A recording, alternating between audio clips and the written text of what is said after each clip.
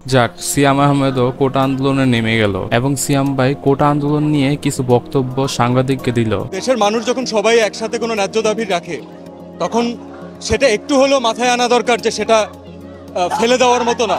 এছাড়া তিনি আরও বক্তব্য দিয়েছেন স্টুডেন্টদের নিয়ে। দেখেন, যদি আপনি সুস্থ স্বাভাবিক মানুষ হন, আমরা রাত্রেবেলা ঘুমাতে পারবেন না। আমার আমার কানে এখনো বাজে যে কারো পানি লাগবে, কত পানি আসছে এখন, কারো পানি লাগবে। তো এটা যতদিন মাথায় থাকবে ততদিন পর্যন্ত আমরা শান্তিতে ঘুমাতে পারবো না।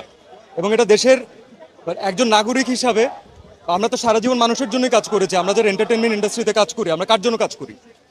কোনো ইন্ডিভিজুয়ালকে দেখানোর জন্য কাজ করি না, আমরা দেশের মানুষের জন্য কাজ করি। তো আজকে তাদের যে ছাত্ররা, যারা ইয়াংরা, যারা হচ্ছে আমাদের মেইন অডিয়েন্স, যাদের আমাদেরকে প্রয়োজন, আমরা যদি তাদের সাথে না দাঁড়াতে পারি তাহলে আসলে কেন কাজ করলাম? এর থেকে কাজ না করা ভালো, অন্য কোনো কিছু করা বেটার। তো আপনারা সবাই জানেন সিয়াম ভাইয়ের একটা ছেলে আছে, তিনি ছেলে নিয়ে সাংবাদিককে যা বললেন।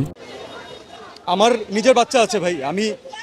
আমি জানি যে আজ থেকে 10 বছর পরে, 15 বছর পরে, 20 বছর পরে ও একদিন এই ব্যাপারে জানবে এবং ও একদিন আমাকে কোয়েশ্চেন করবে যে মানে তুমি কি করছো।